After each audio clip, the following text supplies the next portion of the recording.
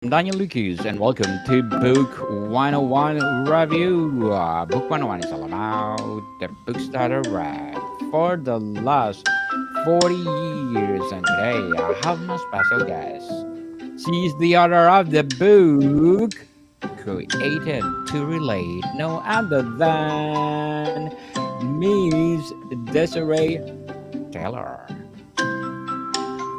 Welcome to Book 101, Miss Desiree, and can you please introduce more about yourself? Sure,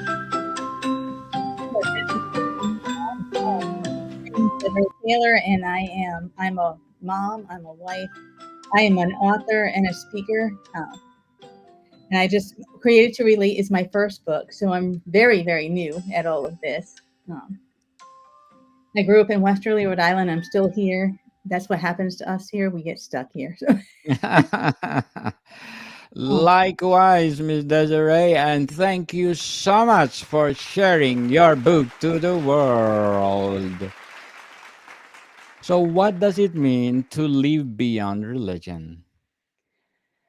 well, I grew up in a very legalistic and religious church, and even at home, and it means to kind of go beyond the checklist and following the rules and just being a good person, and really having that authentic relationship with Jesus. So that's what it means to me anyway. And it's changed my whole life by renewing having my mind renewed that way and changing those mindsets.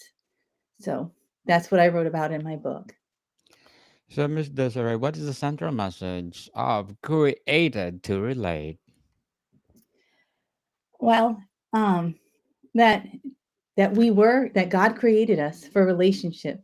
He created us for relationship with Him, and He created us for relationship with one another. Um, and it's just doing the checklist. Just if you go to church on Christmas and Easter, or just going to church every Sunday, or just saying the right prayers, or um, memorizing scripture. Like, these things don't mean the same thing as when we have a real relationship with the Lord. And so that's really kind of what it's about, and how that changes. It changes how we look at life. Really, it changes how we look at ourselves. It changes how we look at other people and how we relate to them. And so there's so much to it. And I got to share my journey and to share some hopefully things that help other people to get past being stuck in those places. So, Miss Desiree, how does the book challenge traditional views of faith and spirituality? Well, there was different chapters. So um, it challenges. I think it challenges the mindset that even if we're just good people, that that's how we have that we're acceptable to God. And um, doing all the right things doesn't make us good people. And it's more about our hearts. God cares about our heart. And I think that's the main thing I challenge, is because religion and legalism looks more at our behavior and the things that we do or don't do. And we judge people on those things instead of who God's created them to be. So I challenged that. I also challenged, like in prayer. I mean, you can say all the right prayers. There's a lot of religion. You just pray certain things, and then that's just what it is. And for us in a relationship, if I'm in a relationship with my husband, our conversations are personal, they're intimate. And that's the way God wants to be with us. He doesn't just want it to be this rote conversation all the time. So there was a lot of things like that, that I challenged in the book. I challenged the way things are done, the way people are looked at, um, and just challenging how we see God. And um, and our culture is so people pleasing. People pleasing is a big thing, and that was one of my chapters too. It's like we're constantly doing this dance trying to please everyone around us, um, and we really hurt ourselves in that process, I think, when we really just need to be focused on who has God created me to be? What does He want me to do? And to focus there and not to worry about if people like us, don't like us, all those kind of things. So I challenged a lot of that. Very well said, Miss Desiree. Very well said. So, why is it important to focus on relationships rather than rituals in spiritual life? Well, what I found was when I did it that way, I was very empty. I think that it Yeah. leaves us wanting, lacking, you know. Um, the fact is that, and I've gone all kinds of ways. I took my own detour in life, and I talked about that in the book as well. We look to, you know, different things. We look to people, we look to shopping and all kinds of things like to fill us. And the truth of the matter is the only one who fills us is that relationship with Jesus. That when we're just in the rituals and in the traditions of things, it's very empty. Um, and I think that's the biggest thing for me. I was left empty, and I came to that place where I asked God, "There's got to be more to this. There has to be something different to this because this can't be what it is. And if it is, I don't want it anymore." So, Miss Desiree, let's talk about faith, connection, and purpose. How can a person cultivate a deeper relationship with God outside of religious structures? Well, I mean, for me, no, my mom took me to church, but a lot of my process in learning who God was just me talking to Him. I asked Him, "Who are you?" Because I kept seeing. We went to a Baptist church. I had friends who went to a different kind of church, and I was seeing all different versions of who He was. And it really was when I just asked Him. So I think um, sometimes just talking to God, reading the Bible and learning about who God is. And I got into Bible studies with other people. And you don't have to be affiliated with a church to get into a Bible study somewhere, and to be around people to learn from. Those kind of things can be done. I do believe that God calls us to be into. I think it's good to be in a church setting, to have a community, to have a family, but that doesn't always happen.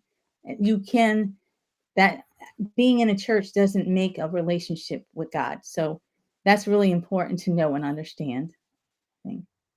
Totally agree, Ms. Desiree. So, what are the key principles for living a faith centered life beyond organized religion? Hmm. I think for me, it's just, a lot of times I just wake up in the day and, it's real thanking God, acknowledging God that He's created this new day, that He's created me, and um, to just have that personal time with Him. And, I have devotionals, I read books, um, I'm in the Bible a lot. I do Bible studies, I lead them. I love being with other people too. Like my church family is a family for me. And it's a really beautiful thing when the church is who they should be. Like we have a sweet, sweet family. And I have younger girls that I get to mentor, and I have women my age that I get to hang out with, and we get to talk about the different things that were going on in life, and we point to Jesus in our conversation and how we talk to one another, how we encourage each other. And I have older ones too that mentor me in the seasons I haven't gone through, and they've been there when I've been going through seasons and things that I need someone there to help me with. So I think it's a um, really beautiful picture of what it can be. It's not always that way, I know, but it can be such a wonderful thing. I think all those things together is just the personal time with God, being in community with other people, um, combining that together really helps, stay in the right place and in the right mindset. Totally agree, Ms. Desiree. So, what would be your advice for those people navigating spiritual doubts while maintaining a meaningful relationship with God? Mm. I think it's really important, and I know we don't talk about this a lot, so I'm really grateful for the opportunity to do this because I think that people we need to ask questions. We need to have the conversations. Ask those questions. It's okay to doubt. God doesn't tell us we can't doubt. He knows who we are. He knows we're going to doubt. Ask him the hard questions. I've been in places where I've just been yelling at him and I'm unhappy with what's going on and I'm like, I don't True. understand what you're doing. Can you please? And he either gives me peace in that place or he answers in a way that I know what to do next, and, um, I think that's really, really important to just be True. open and honest with one another and with God. Yes. You can talk to God even if you want to shout to God. It's okay, people. That's Just to express your anger, your Mm. emptiness in life. It's okay. God will understand you. So, Miss Desiree, what will be your short-term and long-term goals in writing? Well, I'll get past the study guide. I really would like to write another book, um, as a sequel kind of to this one about because this one focuses more on our relationship with God. I'd like to talk about the importance of our relationships with one another because God has created us for relationship with Him and one another. So I really want to build on that. Also, I have some devotional book ideas that I want to do. There's been a lot that I've learned through my cochlear implant process and my hearing loss and deafness journey, and it's paralleled a lot with my walk with Jesus. And so there's a lot of things I can bring those two things together because I really have a heart for people who have disabilities to really be ministered to that way too. So that's two different audiences in one book. So I really want to do some things like that too. Good luck to your goals, Miss Desiree, and thank you for your advice. So let's talk about community and relationships. How does faith influence the way we relate to others? Well, I think that because one of the big things is because God has grace with us, in the way that God loves us, it helps us to love other people better. I know that I feel like you just have more patience, more grace, the fruit of the spirit. Our love for others is different. Our patience with people is different. How we handle different situations with people, it should be different than what we see from the world. We should be set apart. So the hope is that you would see Christians handle situations differently in a more godly way, in a way that brings reconciliation. And when reconciliation isn't possible, how you even handle that? Are we praying for people even though we can't? We may have to back off from the relationship or put up boundaries or things like that. God doesn't tell us to be walked all over either. So I think that's the thing too. Like we sometimes people present it as though just because you're a Christian, you should just accept everything or allow people to do whatever to you. And that's not right either. So I think when I know my worth, when I know how much God values me, I don't let people walk over me the same way. I don't let people treat me a certain way. Um, so there's those kind of things too, where people who are hurt and not healed up well, we allow people to hurt us in ways that we shouldn't too. So I think it goes in both directions. I feel like we should handle things well and differently on both ends, whether it's a good situation or not so great. Very well said, Miss Desiree. Very well said. Step up beyond your rights, people. So, Miss Desiree, what are the benefits of spiritual relationships over religion obligations?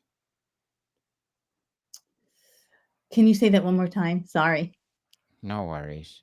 What Mhm. uh what are the benefits of Mm. spiritual relationships over religious obligations? Mm. Well, actually, that's a great question because I have also seen in some places where it's like the doing for God because becomes more important than being who God's created us, which means like some people will be doing for the Lord all the time. Like they're so much time is in the church doing different things, and important people, important relationships get shoved to the side because they're so busy doing what they think they should be doing for God. And I think that gets a little twisted. Um, I think that we should be mindful of the priorities that God gives us. Like my husband should come first. If my marriage is suffering because I'm doing too much here, then maybe I need to cut back. It's not all about what we do for God. It's who we living as who he's created us to be with the right priorities too. Totally agree, Miss Desiree. And what does it mean to serve others through faith rather than religious duty? Mm, I think that's a hard thing for me. You know, what's my motive in helping somebody? Is it to look good? Is it to look like I'm this good Christian person? Is it to make people like me? Those aren't the right motives. I think it has to do with the heart motive, and how we're doing things and why we're doing things for other people. True. So, how can faith guide decision making in both personal and professional life? Mm. Well, I I have had the experience where when I ask God about for his direction in things, he's very good to lead me in the right direction. When I kind of do it myself and leave him out of it, I tend to end up in some trouble or going in the wrong direction. So it's really important. I feel like it's been helpful to me in my decisions because it keeps me from maybe going in the wrong direction or seeking the wrong thing because it's so easy with these things to just kind of rely on yourself or you making selling the books or selling yourself a a bigger priority where God has a different purpose in doing these things. So when I rely on him for that direction, it's always better. Yes, rely of what is better from God. I know what is best for us. I'm thinking that, oh, this is good for me, but God said no, I have a plan better than what you are thinking. Mhm. So, Miss Desiree, before we wrap up our discussion for today, I'm inviting you to please do listen to my other podcast, Movie 101 Review, in its third season, people, third season, with my co host, Mr. Bob Lemon. And please do listen to my latest episode. We talk about the Oscar itself. So, Miss Desiree, how can living beyond religion bring a deeper sense of peace and fulfillment? Mm. Well, eh, Isaiah 23, 26:3. I'm trying to remember. But it says that when we keep our eyes on the Lord, he gives us that peace. And I find that to be true. That whenever I'm seeking him, whenever I'm asking him for direction, whenever I'm letting him lead me, I have more peace. And the closer that I get to him and the more time that I spend with him and get to know him, and the more evident he is in my life, the more peace I have. And that's really been the key for me is to just keep my focus on him, not what's going on around me, not other people, not what they think or don't think. It's just keeping my focus on God. And when I do that, I have a lot of peace and um he provides, he protects. he gives us what we need, and even if it's not what we think we need, like you said, it's not the Yes. way we think it should be. He has a better plan, and you don't see that at first. You usually see it later on down the road, but you see it, and that always brings me peace and joy. Certainly, people have faith in God because, as I said, God have a better plan for you, better than what you are thinking. So, Miss Desiree, thank you so much for sharing your book to the world, and we are looking forward for more and more religious books to come. So, Mm. can you please invite our listeners to support your book? Yes, I think the best place to send everybody is my website. It's www.arenewedcreation.com. You can get my book on there. Um, I also have an audiobook. I did do an audiobook, and that gets to, you have to go to Amazon and Audible and those places for that. But my website is where you find out all about me and where to go to find it. Yes, people, let's support Miss Desiree Taylor because if you support her, more and more empowering religious books to come. And please support the audiobook. I did my audiobooks too, Miss Desiree, so I know the hardship of making an audiobook. So, Miss Desiree, thank you for your time. Thank you so much for having me on. More to come, people. See you soon. You say that,